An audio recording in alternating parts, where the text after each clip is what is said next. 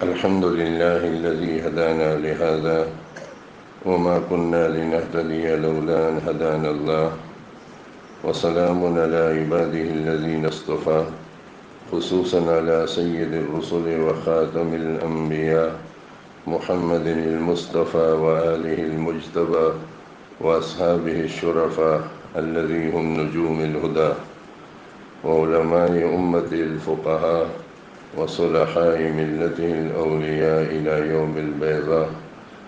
أما بعد فأعوذ بالله من الشيطان الرجيم. بسم الله الرحمن الرحيم. إن الذين يؤذون الله ورسوله لعنهم الله في الدنيا والآخرة وأعد لهم عذابا مهينا. وقال النبي صلى الله عليه وسلم: لا يؤمن أحدكم حتى أكون أحب إليه من والده وولده والناس أجمعين، أو كما قال صلى الله عليه وسلم: صدق الله مولانا العظيم وصدق رسوله النبي الأمي الكريم. درود پاک. اللهم صل على سيدنا ومولانا محمد وعلى آل سيدنا ومولانا محمد وبارك وسلم تسليما كثيرا كثيرا.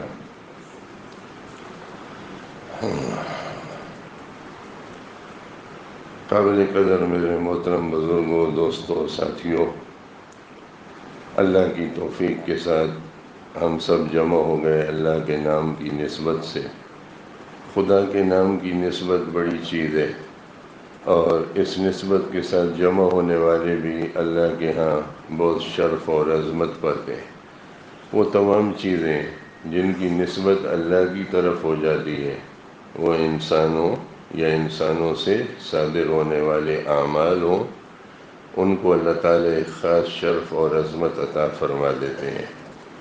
چنانچہ حدیث میں ہے کہ کوئی مومن جب سفر کرتا ہے کسی مسلمان بھائی کی عیادت کے لیے یا زیارت کے لیے، تو اللہ بزرگ و برتر کے کچھ فرشتے اس کے راستے میں وہ پوچھتے ہیں کہ کیسے جانا ہو رہا ہے، کہ اللہ کی رضا کے لیے کوئی احسان ہے کہ اس کا بدلہ چکانے جا رہے ہو؟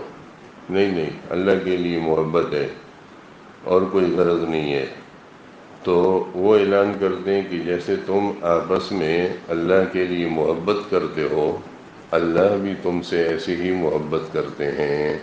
سب کہو اللہ، زور سے کہو اللہ، پکار کے کہو اللہ. ایک بار پھر کہہ دیجیے اللہ. تو اللہ کے نام کی نسبت سے ہم سب جمع ہوتے ہیں. اللہ اور اس کے رسول کی باتیں ہوتی ہیں، اور مقصود اللہ کی رضا ہے اور دین کا فہم ہے. فہم دین یہ اللہ کی بڑی نعمت ہے کہ دین کی سمجھ بوجھ آ جائے اور اس کو آدمی سمجھے اور دین کے اعمال. قرآن کریم کی سورہ احزاب کی آیت کریمہ میں نے آپ کے سامنے تلاوت کی، جس کا ماحصل مفہوم یہ ہے کہ جو لوگ اللہ اور اس کے رسول صلی اللہ علیہ وسلم کو ایذا پہنچاتے ہیں، تکلیف دیتے ہیں اللہ کو اور اس کے رسول کو، لعنہم اللہ، ان پر اللہ کی لعنت ہے، فی الدنیا والآخرہ، دنیا میں بھی ذلیل و خوار ہوں گے، آخرت میں بھی، وَلَهُمْ عَذَابٌ مُّهِينٌ، اور دردناک عذاب ہے ان کے لیے عقبہ میں. اللہ کو اذیت کیسے پہنچا سکتے ہیں؟ کہ اللہ کے رسول صلی اللہ علیہ وسلم کو اذیت پہنچاتے ہیں. جیسے تسبیح کے دانے ہوتے ہیں نا، ایک دانے دوسرے دانے سے ملا ہوا، تو اس طریقے سے بعض چیزیں ایک دوسرے سے ملی ہوئی ہیں. جیسے حدیث میں فرمایا کہ اللہ فی اصحابی، ڈرو ڈرو میرے اصحاب کے بارے میں اللہ سے ڈرو. جس نے ان سے محبت کی اس نے میری وجہ سے محبت کی، اور جس نے میرے اصحاب سے عداوت کی، بغض رکھا، اس نے میری وجہ سے. جس نے ان کو تکلیف دی اس نے مجھے تکلیف دی، اور جس نے مجھے تکلیف دی اس نے اللہ کو تکلیف دی. اور اللہ کو جو تکلیف پہنچائے عنقریب اللہ اس کو پکڑ لے گا. لعنت کا مطلب خدا کی رحمت سے دوری ہے. فقہا کو یہ بحث مباحثہ ہوا کہ یہ ملعون آدمی جو ہے، یہ ملعونہ، یہ اگر توبہ طیب ہو جائیں توبہ کر لیں تو دنوی سزا اس کو معاف ہو سکتی ہے یا نہیں، اخروی تو اللہ کرے گا، اور دنوی سزا میں پھر بھی ایک سے زیادہ رائے آئی ہیں کہ دنیا کے حساب سے اس پر سزا نافذ ہو جائے گی۔ قرآن کریم کی صحت مقدسہ کی تشریح سمجھ لیں یا اس کی تائید میں صحیح بخاری شریف میں اس میں سے ایک دو واقعات اس ضمن میں عرض کرنا چاہتا ہوں۔ اللہ تعالیٰ کمی بیشی کو معاف فرمائے، الفاظ تو اپنے ہیں، مفہوم جو اخذ ہوتا ہے۔ ایک وقت ایسا تھا کہ مسلمان جب بہت اذیت اور تکلیف میں تھے، اور جلیل القدر صحابہ نے بھی یہ پوچھا کہ اللہ کے نبی کیا ہم حق پر نہیں ہیں، سچے نبی نہیں ہیں، ہمارا دین سچا نہیں؟ آپ نے فرمایا بے شک، یہ تکلیفیں کب دور ہو جائیں گی؟ تو آپ نے فرمایا کہ ابھی سے پریشان ہو گئے ہو، تم نے ان لوگوں کی تاریخ نہیں پڑھی جن کو اللہ کے راستے میں آرے سے چیر دیا گیا، ان کو بیچ میں دو ٹکڑے کر دیا گیا، اس وجہ سے کہ وہ اللہ کا نام لیتے تھے، اللہ کی باتیں کرتے تھے۔ وَمَا نَقَمُوا مِنْهُمْ إِلَّا أَن يُؤْمِنُوا بِاللَّهِ الْعَزِيزِ الْحَمِيدِ، یہ ان سے کوئی انتقام اور بدلہ نہیں لیتے تھے اس کے سوا کہ وہ اللہ بزرگ و برتر پر ایمان لائے تھے۔ ایک ہوتا ہے دعوی ایمان اور ایک ہوتا ہے حقیقت ایمان۔ دعوی ایمان زبانی ہوتا ہے، حقیقت ایمان وہ اپنا اثر دکھا دیتی ہے جب وقت آتا ہے۔ دعوی ایمان منافقین کو بھی تھا لیکن عمل نہیں تھا۔ قرآن کریم کی آیات بھری پڑی ہیں ان پر، لعن طعن پر اور عذاب اور وعید پر، لیکن وہ ظاہراً دعویٰ رکھتے تھے، کلمہ پڑھتے تھے، نمازیں پڑھتے تھے، لیکن اندر ایمان نہیں تھا۔ اس لیے اقرار باللسان و تصدیق بالقلب، زبان سے اقرار اور دل سے تصدیق۔ اب ظاہری طور پر جو مومن سمجھا جا رہا ہے یا کلمہ پڑھتا ہے اس کو مسلمان سمجھا جائے گا، دل کا معاملہ اللہ پر ہے۔ جب تک اس سے کوئی ایسا قول اور فعل صادر نہیں ہو جاتا جس سے واضح طور پہ ایسا نظر آؤ کہ اسلام سے خارج ہوا، ہم ظاہر کا اعتبار کریں گے، ہم ظاہر کے مکلف ہیں۔ لوگ اس معاملے میں ایک وہ واقعہ بھی پیش کرتے ہیں معروف کہ صحابہ کرام تشریف لے جاتے تھے، انہوں نے ایک آدمی کو مہم پر تھے چونکہ، تو اس کو قتل کرنا چاہا تو اس نے کلمہ پڑھ لیا۔ اس نے کلمہ پڑھ لیا تو انہوں نے کہا کہ اس نے اپنی جان بچانے کے لیے ایسا کیا تو اس کو مار دیا۔ تو رسول پاک صلی اللہ علیہ وسلم کو جب اس کی اطلاع ہو گئی تو آپ نے فرمایا کیا تم نے اس کا دل چیرا تھا؟ تم نے اس کے دل میں جھانکا تھا؟ تو مطلب یہ کہ ایسا نہیں کرنا چاہیے۔ جب کلمہ پڑھ لیا تو اس کا جان مال، اس کی حفاظت یہ محفوظ ہو گئی۔ اور اسی کو حدیث میں فرمایا کہ مجھے حکم دیا گیا کہ میں لوگوں سے قتال کروں، امرت ان اقاتل الناس حتی یشہدوا ان لا الہ الا اللہ وان محمد رسول، جب تک لڑوں گا جب تک اللہ کی وحدانیت، حضرت محمد مصطفیٰ احمد مجتبیٰ صلی اللہ علیہ وسلم پر ایمان، آپ کی نبوت اور رسالت کی تصدیق اور گواہی نہ دے دیں، جب تک میں لڑوں گا۔ تو ظاہر کہ ہم مکلف ہیں، باطن کا معاملہ اللہ پر ہے، لیکن جب تک کوئی قول اور فعل اس سے صادر نہ ہو ایسا جس سے اس کی گرفت ہو سکے۔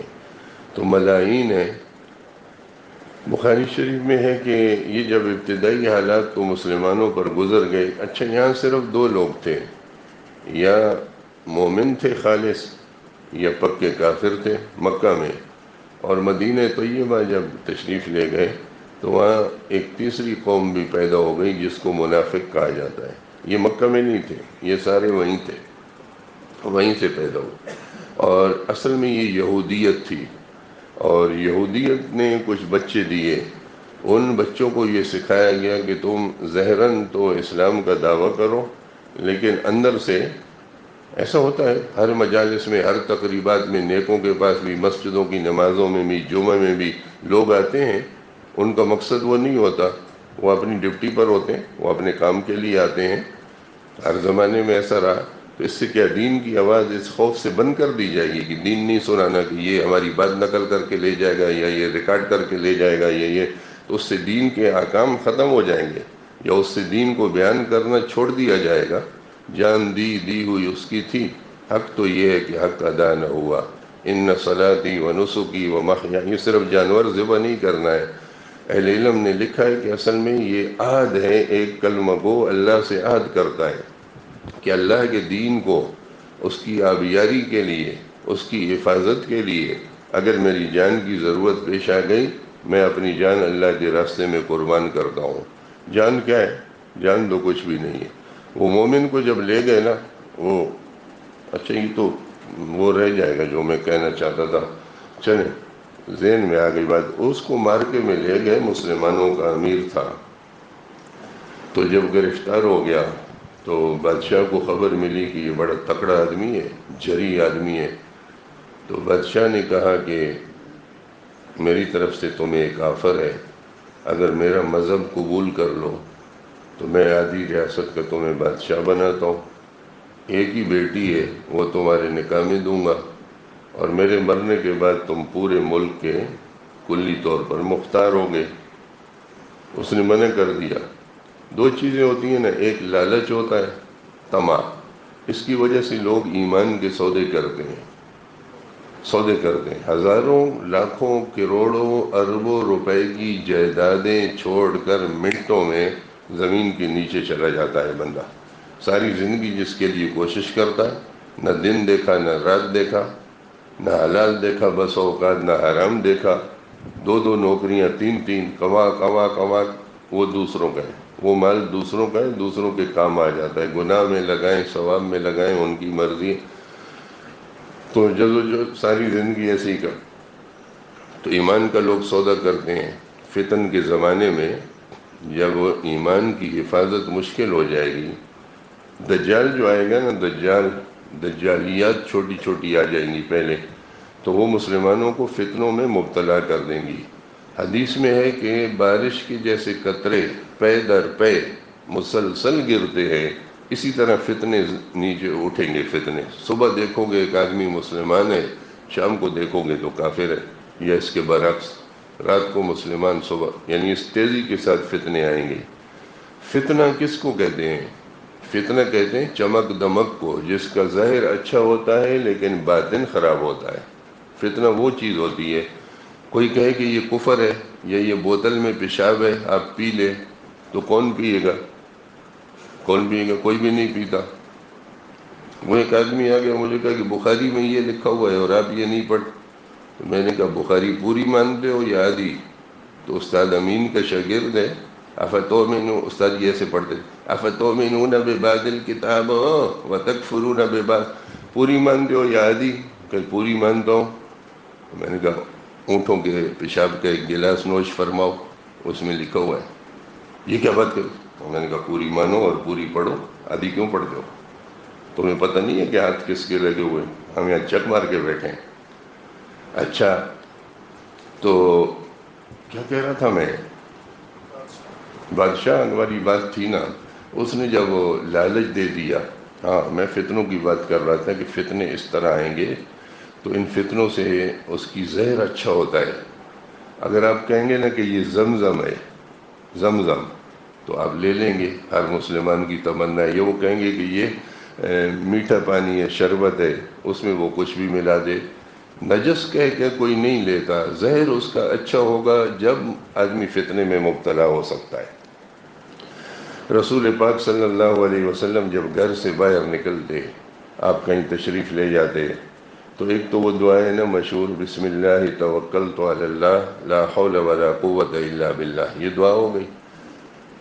اور دعاؤں کی کتابوں میں بھی لکھا ہے، حدیث میں، کہ اللہ کے نبی آسماں کی طرف رخ فرماتے تھے اور اللہ سے یہ دعا مانگتے تھے کہ اللہ میں تیری پناہ چاہتا ہوں کہ مجھے کوئی گمراہ کرے یا میرے ساتھ کوئی ظلم کرے یا جہالت سے پیش آ جائے یا اس طرح ہمارے سے اس کو کوئی تکلیف ہو۔ اصل تو یہ سکھایا گیا امت کو، تو گھر سے یہ دعائیں مانگ کے اور اللہ بزرگ و برتر پر بھروسہ کر کے، یہ دعائیں بہت بڑا آثار ہے۔ ایک کتاب ہے نا، اس کا نام ہے حصن حسین، لوگ اس کو حسن حسین بھی پڑھتے ہیں۔ حسن حسین تو سین سے ہو جائے گا نا، یہ سواد ہے، سواد ہے، اس کا مطلب مضبوط قلعہ، اور اس میں ساری دعائیں ہیں۔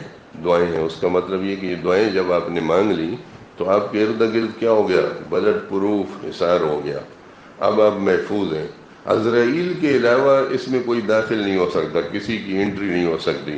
یہ بہت بے رحم ہے، یہ تو آ جائے گا اور اس کو کوئی روک نہیں سکتا، چاہے بادشاہ ہے یا فقیر ہے، بلٹ پروف ہے یا جیکٹ ہے یا کچھ بھی پہنا یا گارڈ مارڈ ہے یا کچھ بھی ہے، اس کو آنے سے کوئی نہیں روک سکتا، یہ تو زبردست طریقے سے آ جاتا ہے۔ اس لیے آدمی پہلے سے ہاتھ کھڑا کر دے، بھائی لبیک، تیار ہیں ہم۔ اس کو شوق ہوا کہ میں اللہ والوں سے ملتا ہوں کہ اگر تمہیں یہ معلوم ہو جائے کہ آج آپ کی زندگی کا آخری دن ہے تو یہ دن کیسے گزارو گے؟ تو لوگوں سے ملا، بہت ساری باتیں آئیں سامنے۔ کام کی بات ایک آدمی نے کی، اس نے کہا کہ جیسے روز گزارتا ہوں ویسے ہی گزاروں۔ کہا کہ کیوں؟ آپ کو موت کا خوف نہیں ہے؟ نہیں، کوئی خوف نہیں ہے، اللہ سے اپنا معاملہ سیدھا رکھتا ہوں، باقی جو دانستہ غیر دانستہ غلطیاں ہیں توبہ کر کے سوتا ہوں، اللہ سے معافی مانگتا ہوں، اللہ سے امید اچھی رکھتا ہوں، جب بھی عزرائیل آ جائے میری وصیت لکھی ہوئی ہے، سامان تیار ہے، میرا کوئی کام باقی نہیں ہے، 2 کپڑے ہیں بس یہ یہاں رکھیں گے، دوسرے 2 پہن لیں گے، چلو چھٹی۔ مفتی محمد شفیع صاحب نے معارف میں لکھا ہے کہ ہم ویزا لے کے آئے، ویزا لے کے، یہ سمجھانے کے لیے انہوں نے لکھا ہے کہ جیسے ویزا لے کے آدمی دوسرے ملک میں جاتا ہے نا تو اس کا اسٹے ہوتا ہے 15 دن 40 دن، ابھی حجاج جا رہے ہیں، اس کے بعد وہ کیا ہوگا؟ واپس آ جائے گا۔ تو ہم کہا کہ دنیا میں ویزا لے کے آئیں، یہ وطن اصلی نہیں ہے ہمارا، وطن اقامت ہے، وطن اصلی کہیں اور ہے، تو اصل یہ کہ آدمی اس کے لیے تیاری کرے۔ اچھا واپس آ جائیں۔ اس کو جب لالچ دے دیا نا، اس نے لالچ میں ایمان کا سودا نہیں کیا۔ اللہ بچائے تو آدمی بچ سکتا ہے بھائی، ورنہ پیسے کی چمک دمک بہت ہے، بہت چمک دمک ہے، اور اللہ حفاظت فرمائے۔ سورہ کہف کی تلاوت ایک تو جمعے کے دن ہے، ایک میں مشورہ آپ کو عرض کرتا ہوں کہ روزانہ 1 رکوع اس کا پہلا روز پڑھ لیا کریں، صبح شام پڑھ لیں تو اور اچھی بات ہے، اس کی برکت سے انشاءاللہ بہت سارے فتنوں سے حفاظت ہوگی اور اللہ تعالیٰ نور بصیرت بھی عطا فرمائیں گے۔ اچھا اس کو ڈرایا، 2 طریقے ہیں نا، یہ اس سے مان لو، یہ نہیں مانتے تو پھر کوئی اور چیز دکھاتے ہیں، آج کل وہ کچھ اور ہے، اس طرح کو لوگ کہتے ہیں، اس وقت کچھ اور ہوتا تھا، تو اس کو کہا کہ دوسرا راستہ پھر یہ ہے، تو نہیں مانا۔ اس کے سامنے ایک اور مسلمان قیدی کو تیل کو گرم کرتے تھے، یہ پرانی قدیم سزائیں ہیں، آگ میں جلانے کی سزائیں پرانی ہیں، حضرت ابراہیم علیہ السلام کو آگ میں ڈالا اور لوگوں کو، ایمان والوں کو آگ میں ڈالا گیا، اب اس کی شکلیں بدل گئی ہیں، اب بھی ہے تو وہ آگ، وہ اوپر سے مارا، چونکہ سامنے نہیں آ سکتے۔ میں اللہ بزرگ و برتر پر یقین کر کے کہتا ہوں کہ بڑے سے بڑا کافر اور بڑے سے بڑا خدا کا دشمن اور طاقت اور اسلحے سے لیس زمین پر مسلمان کا مقابلہ کرنے کی ہمت آج بھی نہیں رکھتا، اوپر سے برساتا ہے تاکہ نظر نہ آئے، بھاگ جائیں۔ زمین پر جب بھی لڑے گا اپنا انجام دیکھے گا انشاءاللہ۔ بکرے کی ماں کب تک خیر منائے گی؟ آج نہیں تو کل قربانی تو ہوگی، 3 دن تو ہیں، 3 دن ہی ہیں، اچھا چوتھا نہیں، تو 3 دن ہے، آج نہیں تو کل، کل نہیں تو پرسوں۔ میرے دوست پوچھتے ہیں کہ غموں کے بادل کب چھٹیں گے؟ نہیں، کوئی شب ایسی نہیں جس کے لیے سحر نہ ہو، اللہ پاک روشنی بھی دکھائیں گے۔ سورج جب چمکے گا یہ خدا کی وہ نعمت ہے جیسے بادشاہ کے محل کو روشن کرتا ہے، غریب کی جھوپڑی کو بھی اسی طرح روشنی دیتا ہے۔ لا الہ الا اللہ وحدہ لا شریک لہ۔ اس کے سامنے مسلمان کو ڈال دیا، وہ بیچارہ جل کے کباب بن گیا، اس نے ایمان نہیں بدلا، اس نے یہ سزا قبول کر لی، ایمان کا سودا نہیں کیا۔ ایمان بہت زبردست چیز ہے، اللہ پاک ایمان کی حلاوت اور مٹھاس نصیب فرما دے، آمین۔ تو اس کو دکھایا کہ تمہارا انجام ایسا ہوگا، وہ نہیں مانا، اس نے کہا پرواہ نہیں، پھر بلایا، پھر ترغیب دی، کہہ دیا نا تمہیں کہ یہ سب نہیں قبول ہے، تنگ آ گیا نا، تو کہا کہ اس کو بھی لے جاؤ اور اس کو بھی اسی تیل میں ڈال دو۔ جب لے گئے تو راستے میں دیکھا کہ اس کے آنسو آ گئے، مسلمان قیدی کے آنسو نکل رہے ہیں، تو جاسوس نے بادشاہ کو خبر دی کہ لگتا ہے کہ ڈر گیا ہے، رو رہا ہے، آنسو نکل رہے ہیں، کہ بلاؤ جلدی بلاؤ۔ اس نے پھر کہا کہ ہم اپنی بات پر قائم ہیں، اب بھی اگر آپ مان جائیں گے، ہمارے دین کو قبول کریں تو جو میں نے بات کی تھی اب بھی اس پر قائم ہے۔ پھر نہیں کہہ دیا نا تمہیں کہ نہیں ماننا، تو پھر رو کیوں رہے تھے؟ کہا کہ رو کیوں رہا تھا، یہ تو راز کی بات ہے، یہ تو میری اللہ سے کچھ باتیں ہو گئی ہیں، یہ تو میں نہیں بتا سکتا۔ اس نے کہا بتاؤ، کہ نہیں بتاتا، کر لو کیا کرنا ہے، مار تو ویسے بھی رہا ہے۔ اب اس کو تجسس ہوا کہ آخر اس کا کیا سبب ہے، نہیں مانا۔ تو اس نے کہا کہ اچھا میں تمہیں رہا کر دوں گا، اگر تم مجھے دل کی بات بتا دو نا کہ کیوں آنسو گرے، تو میں تم کو معاف کر دوں گا۔ اس نے کہا مجھے نہیں، میرے سارے ساتھیوں کو چھوڑنا پڑے گا، پھر بتا سکتا ہوں۔ کیونکہ میری جان چھوٹ رہی ہے، ٹھیک ہے بھائی، باقی جائیں بعد میں، نہ سب کو چھوڑنا ہوگا۔ اس نے قبول کر لیا۔ اچھا زمانہ تو شر کا تھا، لیکن اتنی بات تھی کہ اپنی زبان کا پاس رکھتے تھے، یہ نہیں کہتے تھے کہ کوئی قرآن تھوڑی ہے زبان سے کہا ہے تو کیا ہوگا، زبان کا پاس رکھتے تھے، مشرکین بھی رکھتے تھے کہ یہ عہد و پیمان ہے۔ آپ دیکھیں گے کہ معاہدات کی جب بھی خلاف ورزی ہوئی ہے، وہ یہودیوں کی طرف سے ہوئی، مشرکین کی طرف سے ہوئی، اللہ کے نبی نے، مسلمانوں نے کبھی بھی غدر نہیں کیا، کبھی اپنے وعدے کے خلاف نہیں کیا، کبھی دھوکہ نہیں دیا، اور یہی تعلیمات ہیں۔ تو اس نے کہا اچھا ٹھیک ہے، کہا کہ میں اس لیے وہ ہو گیا، میں نے کہا کہ اللہ ایک جان دی ہے آپ نے مجھے جو تیرے نام پہ قربان ہو رہی ہے۔ ابھی پڑھ رہے تھے نا، عشق نے نہ سوچا انجام، دے دی خدا کے نام پہ جان۔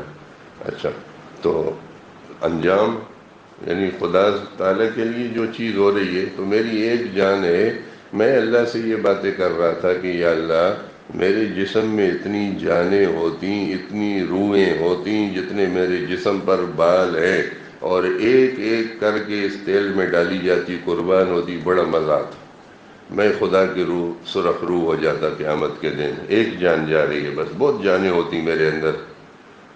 اس نے کہا اچھا، وہ حیران ہو گیا کہ یہ کیا چیز ہے کہ یہ موت سے بھی نہیں ڈرتے، مومن موت سے کیوں ڈرے گا، وہ تو اللہ سے ملاقات کرتا ہے۔ کہتے ہیں کہ ایک پیغمبر کے پاس جب ملک الموت پہنچ گیا تو ان سے تو اجازت لیتے تھے، تو کہا کہ اللہ تعالیٰ سے کہو کہ میں تو اللہ کا خلیل ہوں، کوئی دوست اپنے دوست کی جان لیتا ہے کیا؟ تو ملک الموت واپس گیا۔ انہوں نے کہا باری تعالیٰ ایک مسئلہ درپیش ہو گیا، وہ تو آگے سے یوں کہتے ہیں کہ میں اللہ کا دوست ہوں، کوئی دوست اپنے دوست کی جان لیتا ہے؟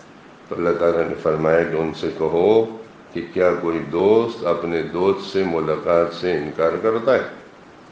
یہ تو اللہ سے ملاقات ایک پل ہے جو مومن عبور کرتا ہے اس پل کو، اور اس کو کوئی پتہ نہیں، مخفی نظام ہے، ابھی ہم باتیں کر رہے ہیں، شام تک کیا ہوگا کہ کچھ پتہ نہیں ہے، غیبی نظام ہے۔ اس لیے موت کی تیاری، اللہ سے صلح کے لیے تیار رہنا، صبح شام روزانہ 2 رکعت نماز توبہ پڑھنا، اللہ کو راضی کر کے سونا، مخلوق کو تکلیف نہ دینا، مخلوق کو اذیت نہ ہو۔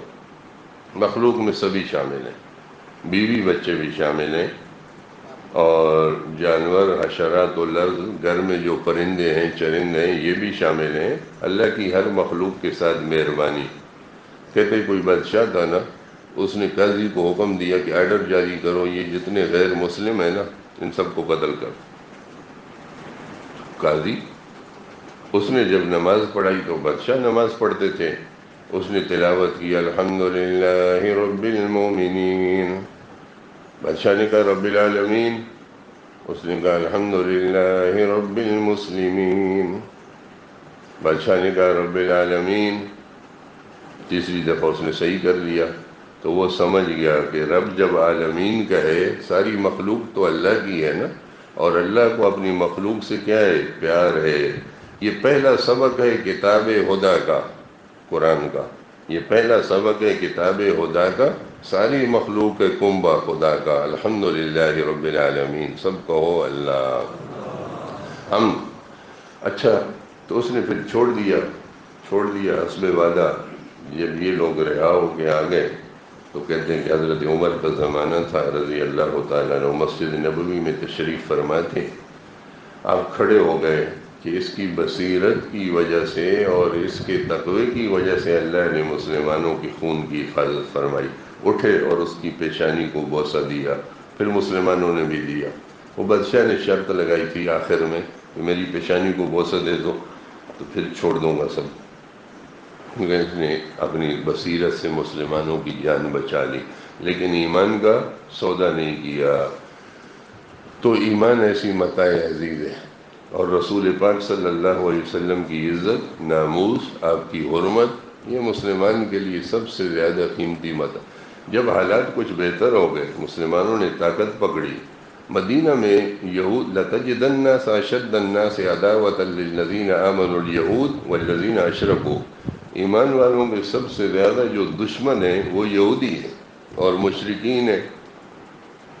یہ تو ان میں ایک معروف آدمی تھا، اس کا نام تھا کعب بن اشرف۔ یہ سردار بھی تھا اور شاعر بھی تھا اور یہودیوں کا مذہبی پیشوا بھی تھا، جرگے اس کے بنگلے پہ ہوتے تھے۔ اس کے قلعے کے کچھ آثار اب بھی ہیں اور ان لوگوں کی زمینیں۔ تو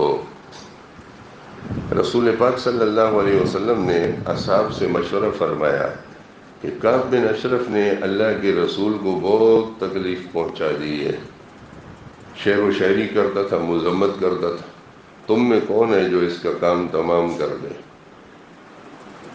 اچھا، میں نے آپ کو حوالہ دیا کہ بخاری شریف میں ہے۔ یہ چیزیں لوگوں کو چونکہ عام طور پہ بیان نہیں ہوتی، اور لوگ کچھ تھوڑے سے وہ بھی ہو گئے کہ شاید اس طرح کی چیزیں بیان نہیں کرنی چاہیے، خواہ آ گئی ہیں ہمارے بعد، بیان نہیں ہوتی، کہیں بیان کرنے نہیں دیا جاتا۔ تو میں نے تو حضرت رحمہ اللہ سے پرمیشن لیا ہوتا، تو ایسے کوئی سخت باتیں ہو گئی، میں ادھر بہت ڈر گیا۔ ایک دفعہ میں نے کہا اللہ خیر کرے گا، ابھی لاٹھی پڑے گی میرے سر پہ، تو حضرت نے مجھے چپکے سے تھپکی دی، بہت مزہ آیا، بہت مزہ آیا۔ تو ہمت بڑھاتے تھے، اللہ بری کی رحمت فرمائے، اللہ ان کے فیوض و برکات سے تمام آنے والوں کو، ہم سب کو بھی تا قیام قیامت مستفیض فرمائے، آمین یا رب العالمین۔ مجھے ایسا دیکھا مراقبے میں کہ بس اسی طرح تشریف فرمائے اور ہنستے مسکراتے۔ آپ لوگوں کا اعتقاد ہے یا نہیں، میں تو مردوں سے استفادے کا قائل ہوں، میں اپنی بات کر رہا ہوں، آپ پہ کوئی نہیں تھوپ رہا، آپ کی مرضی ہے۔ اچھا، زندوں سے بھی ہو جاتا ہے تو قبر پہ جانے میں کوئی حرج تھوڑی ہے، اللہ سے مانگا جاتا ہے، اللہ کی رحمتیں جب برستی ہیں دائیں بائیں والوں کو استفادہ ہوتا ہے۔ وہ جا رہا تھا تو اس نے حضرت سے کہا کہ حضرت جی ایک مسئلہ سمجھاؤ، جب ہر آدمی نے اپنی قبر میں جانا ہے اور اپنے اعمال کا جزا سزا ہوگی، تو لوگ کیوں تمنا کرتے ہیں کہ بقیع میں قبر بن جائے اور فلاں بزرگ کے قدموں میں بن جائے اور فلاں جگہ؟ ان پڑھ آدمی تھا، وہ اس کو کیا سمجھاتے دلائل سے، چپ ہو گئے۔ اس نے پھر پوچھا، چپ، پھر پوچھا، چپ۔ اب وہ سمجھ گیا۔ جب ایک جگہ پہنچے ٹھکانے پہ تو وہ پنکھا کرنے لگا، بجلی تو تھی نہیں، ہاتھ کے پنکھے تھے۔ کہا کہ بھئی فلانے تم یہ پنکھا کس کو کر رہے ہو؟ کہ آپ کو۔ تو یہ جو میرے ارد گرد بیٹھے ہیں ان کو بھی ہوا پہنچ رہی؟ کہا کہ پہنچ رہی، تو پنکھے تو آپ مجھے کر رہے ہیں، ان کو ہوا کیوں مل رہی ہے؟ کہا کہ یوں ہوئی اللہ کی رحمت جب خاص بندوں پر نازل ہوتی ہے تو دائیں بائیں والوں پر بھی چھینٹے پڑتے ہیں، سب کہو اللہ۔ اس لیے لوگ تمنا کرتے ہیں نا کہ اللہ کی رحمت سے وہ بھی۔ بعض دفعہ کہتے ہیں قبرستان میں ایسا آدمی دفن ہو جاتا ہے نیا کہ اس کی وجہ سے اللہ پاک پہلے والوں کی سب کی مغفرت فرما دیتے ہیں۔ تو آپ دیکھیں استفادہ تو ہے۔ اچھا، باقی آپ کی مرضی ہے، وہ مجھے کوئی اعتراض بھی نہیں ہے، اس کا آزاد ہے، ہر آدمی سوچ سکتا ہے۔ اچھا، ان کا ایک دوست شریک بھائی تھا، اس کا نام تھا محمد بن مسلمہ۔ اس نے اللہ کے رسول سے اجازت لی کہ مجھے آپ اجازت فرمائیں تو میں یہ کام کر دیتا ہوں کعب بن اشرف کا، لیکن مجھے کچھ کہنا پڑے گا۔ ان کی مراد یہ تھی کہ خلاف واقع کوئی بات۔ تو وہ گیا کعب بن اشرف کے پاس ملاقات کے لیے، کہا کہ ہمارے اوپر سخت حالات ہو گئے جی، قحط ہے اور کھانے پینے کو کچھ نہیں ہے، مالی مشکلات ہیں، ہمیں کچھ غلہ دے دو۔ کھانے پینے کے لیے کچھ دے دو۔ اس نے کہا کہ ایسے کیسے دے دوں، یہ تو بڑا قرضہ ہے، یہ ایسے ہے جیسے زمانے میں کوئی کسی ملک سے بہت بڑا قرضہ نہیں مانگتا۔ تو اس طرح اس وقت غلہ ہوتا تھا کاغذ میں، تو آج کل پیسہ ہے، آج کل یہ کاغذ چلتا ہے، اس وقت اناج چلتا تھا۔ وہ عربی کا شاعر کہتا ہے لولت تو کا لقلت جلت قدرت ہو، اگر مجھے اللہ کا خوف نہ ہوتا تو میں کہتا کہ ساری قدرت اس کی ہے، لیکن میں اللہ سے ڈرتا ہوں کہ نہیں، قدرت تو اللہ کی ہے لیکن ظاہراً اس کی ہے۔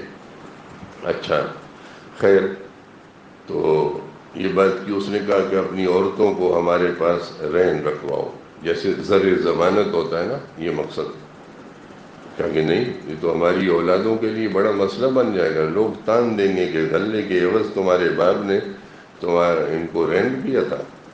تو تمہیں پتہ ہے کہ مسلمانوں کو اسلحے کی بہت ضرورت ہے، تعداد بھی کم ہے، اسلحہ بھی کم ہے، ہم اپنا اسلحہ جو ہے تمہارے پاس رہن رکھوا دیتے ہیں زر ضمانت کے طور پہ، جب قرضہ واپس کریں گے تو یہ واپس ہو جائے گا۔ اس نے قبول کیا، یہ اپنے 2-3 ساتھیوں کو لے کے چلا گیا اور کہا کہ جب میں تمہیں ایسا ایسا اشارہ کروں گا نا، اس وقت اس کا کام پورا کرو۔ اس کو نیچے سے آواز دی، اوپر رہتا تھا نا تو 2 منزلہ۔ اس نے کہا کہ کون ہے؟ محمد بن مسلم آ گیا، نیچے آ رہا ہوں۔ تو اس کی بیوی نے کہا کہ مجھے اس آواز سے خون ٹپکتا ہوا دکھائی دیتا ہے۔ یہودی کی بیوی یہودیہ تھی نا، اس یہودیہ نے کہا کہ مجھے اس آواز سے خون ٹپکتا ہوا دکھائی دے رہا ہے۔ اب یہ پیر صاحب کی کرامت تو ہو نہیں سکتی، اس لیے کہ وہ تو یہودیہ تھی۔ اچھا، یہ کوئی جنات بھی خبریں نہیں لائے اس عامل کے پاس، اس لیے کہ وہ تو یہودیہ تھی۔ اس کو آپ کیا کہہ سکتے ہیں، بس جو کچھ بھی کہنا وہ کہہ رہے ہیں اپنے فہم کے مطابق۔ بہرحال اس کو یہ اندازہ ہوا، اور بات تو ٹھیک تھی، غلط تو نہیں تھی، لیکن اس کا نہیں، اپنا محمد بن مسلم میرا بھائی ہے، دودھ شریک بھائی ہے، پہلے بھی آیا تھا، ملنے آیا، کام سے آیا۔ جب وہ بے ایمان نیچے آ گیا تو محمد بن مسلمہ نے کہا واہ واہ واہ واہ واہ، تمہاری شکل کتنی اچھی خوبصورت ہو، کتنے اچھے جوان ہو، کیسے بڑے سردار ہو، یہ اور وہ، زمین آسمان کے جو کلابے ہوئے، اور تم سے خوشبو کتنی اچھی آ رہی ہے یار، یہ تم نے سر میں بھی خوشبو لگا رکھی ہے۔ ہاں، میں تو سردار ہوں اور میرے نکاح میں عرب کی سب سے زیادہ حسین و جمیل خاتون ہے، تو ایسی خوشبو میں مہکتا رہتا ہے۔ اس نے کہا مجھے اجازت تو تمہیں سونگو، تو سونگو کیا، بہت زبردست ہے۔ پھر بیٹھ گئے، موقع شاید مناسب نہیں ہوگا کوئی۔ تھوڑی دیر بعد کہا کہ میرا پھر دل چاہتا ہے کہ میں تمہارے سر کی خوشبو سونگوں۔ اس نے کہا ہاں نو پرابلم، سونگو۔ اب جب اس نے خوشبو سونگا، اور اس کے بالوں کو، بڑے بال بھی یار خطرناک ہو جاتے ہیں کبھی کبھی، خیال کرو۔ اچھا، بال بڑے بڑے تھے، اس نے پکڑ لیا، مضبوط پکڑا اور ساتھی کو اشارہ کیا، اس نے کام تمام کیا۔ یہ خدا رسول کا دشمن قتل ہو گیا۔ یہ اللہ کے نبی کے مشورے سے ہوا۔ میں جو بات بتانا چاہ رہا ہوں کہ آپ نے فرمایا اس نے تکلیف دی ہے اللہ اور اس کے رسول کو۔ اس کے بعد یہ حکم ہوا کہ جہاں اس طرح کے لوگ ملیں ان کا یہی علاج ہے، ان کا یہی علاج ہے، یہی سلوک کرو۔ پھر قتل ابی رافع ہوا، اس کا قصہ بھی بخاری میں ہے، یہ بھی یہودیوں کا سردار تھا۔ پھر کچھ لوگ وہاں گئے، 2-3 لوگ تھے، تو ایک آدمی نے کہا کہ یار اس کو تو مارنا بڑا مسئلہ ہے، میں ایسا کرتا ہوں۔ اچھا، یہ روشنیاں نہیں تھیں اس وقت تو بادشاہوں کے گھروں میں بھی چراغ جلتے تھے، گھی کے چراغ، روشنیاں نہیں ہوتی تھیں اتنی زیادہ، کم روشنی۔ چادر مادر لپیٹ کے وہ کہیں قلعے تھے بڑے بڑے، سمجھ لیں کہ اتنی بڑی جگہ تو ہوگی، وہ جا کے کہیں چھپ کے بیٹھ گیا۔ اس نے دیکھا کہ رات کو جب قصہ گوئی ختم ہو گئی، گپ شپ کرتے تھے رات کو، وہ اوپر چلا گیا سونے۔ اچھا، سیڑھیاں تھی اوپر، اور قلعے کا جو وہ تھا، اس نے سب لوگوں کو رخصت کیا، پھر دروازے بند کیے، ایک دروازہ دوسرا دروازہ، سارے دروازے بند کر کے چابیاں اس نے ایک جگہ لٹکائیں، اندر سے تالا کیا۔ اس نے دیکھا کہ چابیاں یہاں ہیں، اس میں اس کے گھر کی بھی چابیاں تھیں، اوپر گیٹ بند ہو گیا، وہ اندر چلا گیا، سیف ہو گیا. میں نے کہا عزرائیل سے کوئی نہیں بچ سکتا جتنے مرضی دروازے ہو جائیں. اس لیے سیدھی سادی شرافت یہ ہے کہ اس کے سامنے ہاتھ کھڑے کر دو بس. لبیک. اچھا اس نے چابیاں دیکھ لیں. جب دیکھا کہ سارے لوگ سو گئے نا تو چپکے سے اٹھا. اکیلا آدمی، باقی ساتھی باہر تھے. موٹر سائیکل تو نہیں تھا کہ وہ اسٹارٹ کر کے کھڑے ہوں، لیکن یہ کہ وہ باہر اس کی ہیلپ کے لیے تھے کہیں نہ کہیں. یہ چپکے سے اوپر گیا، چابیاں وابیاں لگائیں. اب دیکھا کہ اس کا ایک بڑا حال تھا، اس میں لوگ سو رہے ہیں، اس کے گھر کے سب بچے بچے عورتیں بھی. اب اس کو پتہ نہیں چلا اندھیرے میں کہ ابھی رافع اس میں کون ہے. تو اس نے زمین پر لیٹ کے آواز بدل دی، کہا کہ ابھی رافع. وہ اٹھ گیا، اس کا کون؟ ایسے ایسے کیا. تو جیسے ہمارے لوگ کہتے ہیں کہ کوئی وہم ہو گیا یا کوئی جن بھوت آ گیا ہے. اچھا ہے کبھی کبھی کوئی آ جائے تو ہماری دکان بھی چلتی ہے. اگر بالکل سکون رہے گھر میں تو پھر کون پوچھے گا. اچھا وہ اس نے کہا کون؟ تو کوئی پتہ نہیں چلا، لیکن اس نے نشان کیا کہ بے ایمان مردار بچہ. مردار دیکھا یہاں سے اٹھایا بھائی. اچھا اس نے جب اندازہ کیا کہ یہاں تھا پھر چپ ہو گیا، بالکل جیسے مر جاتا ہے بندہ. خاموشی چھا گئی. اس کے بعد اپنی تلوار سیدھی کی، سیدھا گیا. وہ تو بے خبر سو گیا. اس نے کہا کوئی آیا ہوگا. آواز سنی ہے میں نے، کوئی دوڑ رہا تھا جی مولوی صاحب، کوئی گھر میں دوڑ رہا تھا. میں نے دروازہ کھولا، سیڑھیوں پہ دیکھا کوئی بھی نہیں تھا. پھر آواز آ گئی. پھر پتہ نہیں وہاں میں میری بیوی کہتی ہے ایسا ہوتا ہے. ہوتا ہے یار، شرارت کرتے ہیں، تھوڑی بہت ہی گپ شپ کرتے ہیں. اس سے گھبرایا نہیں کرو، گھبرانے کی ضرورت نہیں. گھبرائیں گے تو اور تنگ کریں گے، مزہ آتا ہے ان کو. اچھا لوہے کی چیز ساتھ رکھو، لوہے کی کوئی سری ہماری آپ کے سراہنے ہو یا کوئی بھی لوہے کی چیز ہو. اور میں نے تلوار رکھی ہوئی ہے. تلوار یہ میں سراہنے رکھتا ہوں. یہ بنوائی ہے چاندی کی. تو جس کو غصہ زیادہ ہے، چاندی کا چھلا اور انگوٹھی اس کے لیے اچھی ہے. یہ چونکہ ٹھنڈی ہوتی ہے نا چاندی، اور یہ بھی چاندی کی ہے. اب میں یہ نہیں کہتا کہ خالص صرف ایمان ہے پاکستان میں، باقی کوئی چیز نہیں. تو بہرحال چاندی ہے. اس پہ میں نے کچھ لکھوایا ہوا بھی ہے. ویسے یہ نہیں بتاؤں گا کیا لکھوایا، اس کے تو پیسے میں سے ہیں، دکان کا سودا ہے. لیکن یہ چاندی کی تلوار ہے تو یہ بھی ٹھیک ہے. کوئی اس طرح لوہے کی چیز جیب میں ہونی چاہیے. اللہ کی شان ہے، اس سے یہ چیزیں بہت گھبراتی ہیں. یہ بتاؤں میں آپ کو، یہ بتا رہا ہوں. تو جو ڈرتے ہو لوگ، یہ آوازیں آتی ہو نا، وہ لوہے کی چیز ساتھ رکھیں. ایک دوسرا نسخہ بھی ہے، مفت میں خیرات کرتا ہوں خانقاہ کی برکت سے. وہ انگشت شہادت سے دل پہ عمر لکھنا ہے. عمر، جو بچہ ڈر جائے یا جن بڑوں کو احتلام کی بیماری ہو یا نیند میں ڈرنے کا وہ کیا کریں، شہادت کی انگلی سے دل پہ کیا لکھیں. دل پتہ ہے کہاں ہے بھائی؟ بتاؤ نا کہاں ہے. ارے ہے بھی یا دے دیا کسی کو؟ ہے نا، بس صحیح ہے. تو اس پہ اندر لکھنا ہے. اندر اس طرح لکھنا ہے کہ پڑھنے والے کے لیے سیدھا ہو. ایسے ایسے عمر لکھیں گے. اس سے شیطان بھاگتا ہے.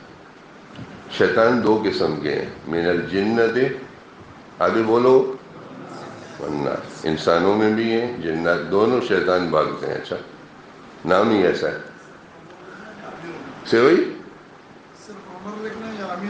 نہیں، عمر لکھنا ہے. وہ سمجھ رہا ہے اپنا نام بتا رہا ہے. یہ مولوی صاحب نے، کوئی آدمی تھا، اس کا نام تھا رحمت اللہ. کیا نام تھا؟ رحمت اللہ.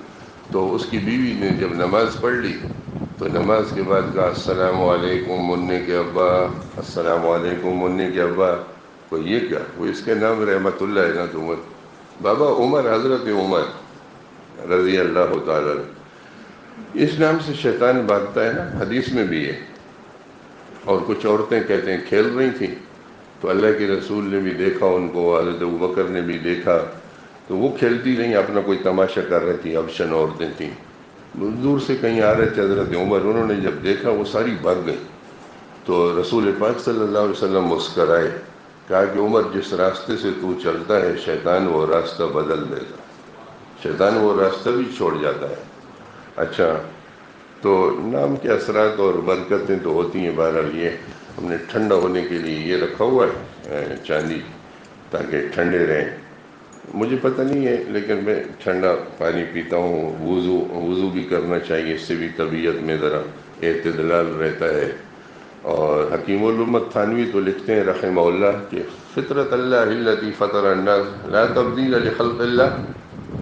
ایک بات یہ بھی ہے کہ فطرت بدلتی نہیں ہے، یہ نہیں بدلے گی، البتہ محنت سے، ریاضت سے اس میں اعتدال تو آ جائے گا، لیکن وہ کہیں نہ کہیں زہر ضرور ہو جائے گی اپنے موقع محل پہ، چاہے جتنا بھی کوئی ہو، کہیں نہ کہیں وہ زہر ہو جاتی ہے. جو خاندانی شرافت ہے یا شرارت ہے یا جو بھی ہے وہ آ جاتی ہے. اچھا، تو کیا کہتا تھا، وہ لوہے کی چیز. اچھا، اس نے اس کا کام تمام کیا، 2 پیس کیے، 2، جیسے وہ برگر کو بیچ میں کاٹ نہیں دیتے ایسے 2 پیس ہو گئے برگر کے. اچھا، تو اس نے کوئی آواز نکالی، بس ختم ہو گیا کام. زور سے ماری، وہ تو صحابہ کے ہاتھ تھے نا، صرف تلوار نہیں تھی. وہ جب بادشاہ کے دربار میں گئے نا مذاکرات کے لیے، تو تلوار کو رسی باندھی ہوئی تھی، ٹوٹی ہوئی تلوار. تو بادشاہ نے کہا کہ ان تلواروں سے لڑنے کے لیے آئے ہو؟ اس نے کہا کہ تم نے تلوار دیکھی ہے نا، ان ہاتھوں کو نہیں دیکھا جن ہاتھوں میں یہ تلوار ہے. تو پھر کہا کوئی مضبوط زرہ لاؤ، سب سے مضبوط جو جنگی لباس تھا نا، اس کو ماری نا صحابی نے. جب وہ ٹوٹی ہوئی زرہ، اس کے 2 پیس کر دیے. کہا کہ ان ہاتھوں سے یہ چلتی ہیں، ہر ہاتھ سے چلتی بھی نہیں ہے، یہ محرم ہو جاتی ہیں کہ کن سے چلنا ہے. وہ 2 پیس ہو گیا.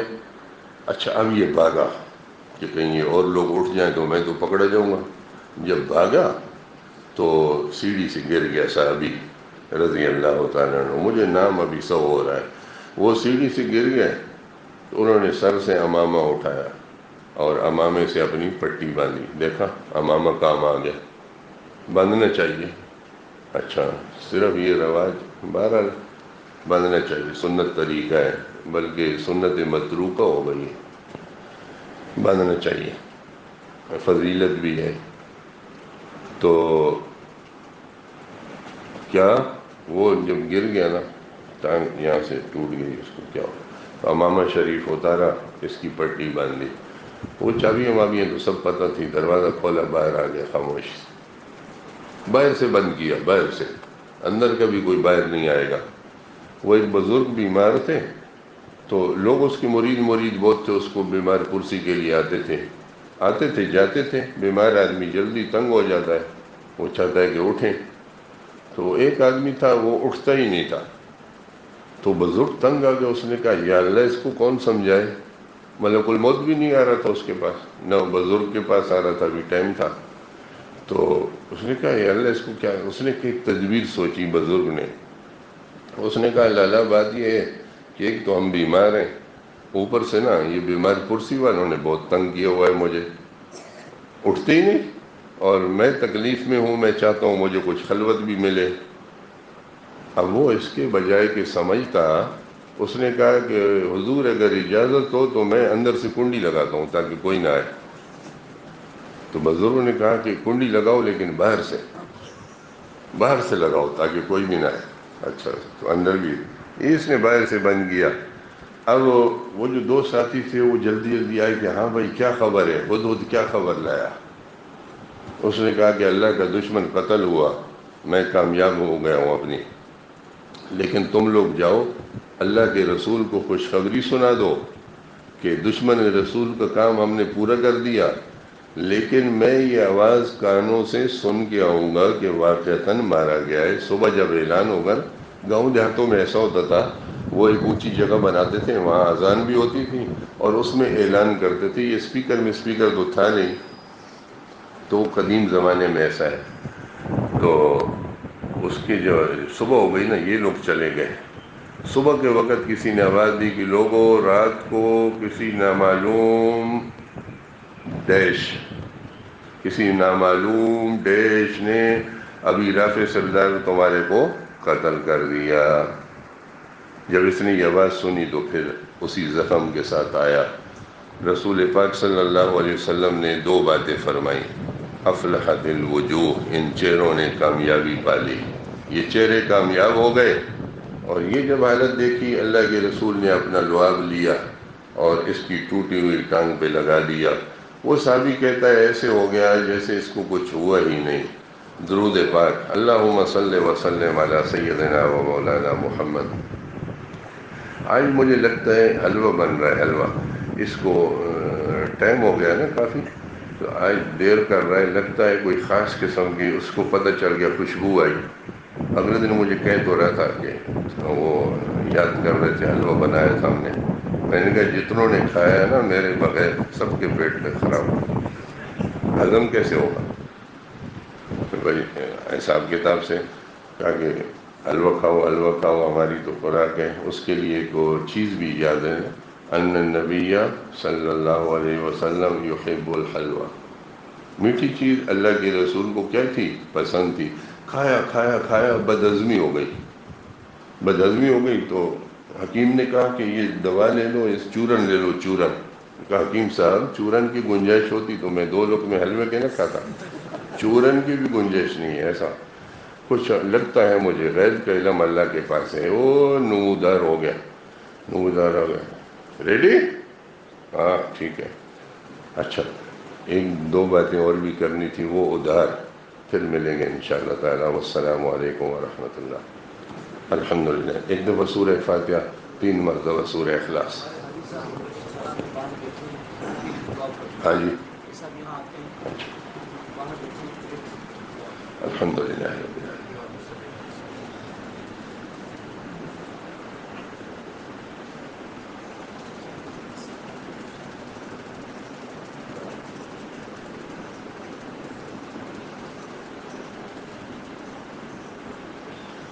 یا رب العالمین، جتنے حاضرین ہیں اللہ ہم سب کی حاضری، حاضرات کی حاضری قبول فرما دیجیے. جو کچھ کہا سنا گیا، ذکر اذکار ہوا، اللہ کمی بیشی کو معاف فرما دیجیے، اپنی رحمت سے قبول فرما دیجیے.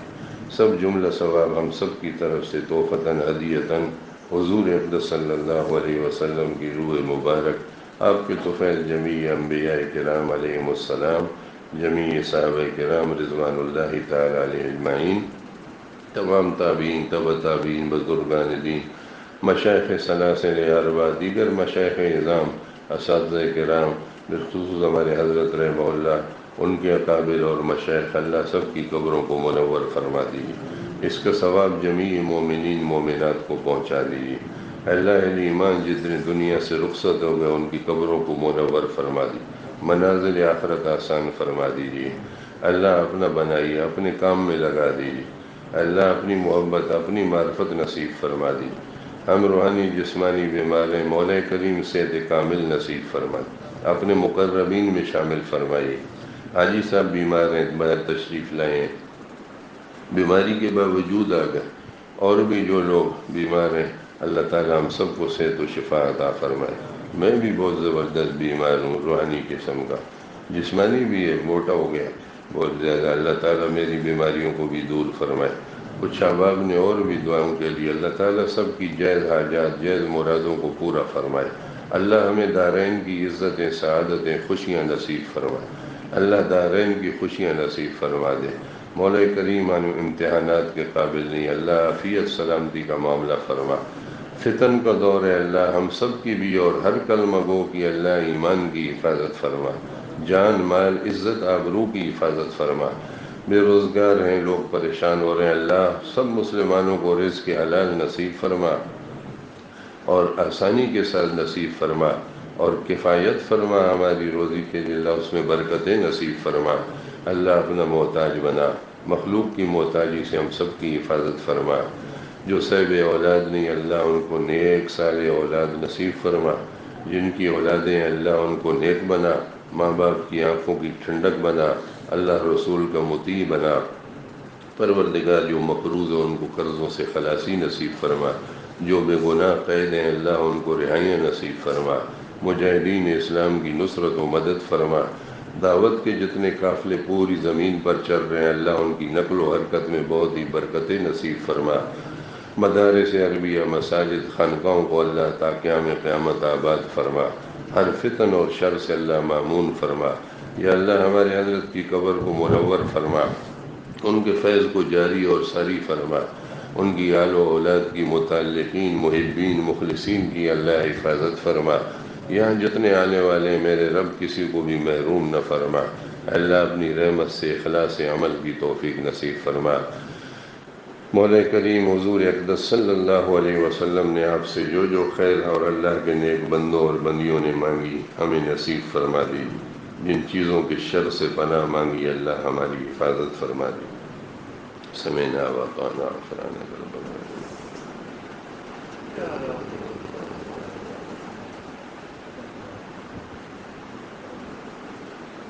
ربنا تقبل منا إنك أنت السميع العليم وتب علينا إنك أنت التواب الرحيم سبحان ربك رب العزة عما يصفون وسلام على المرسلين والحمد لله رب العالمين آمين۔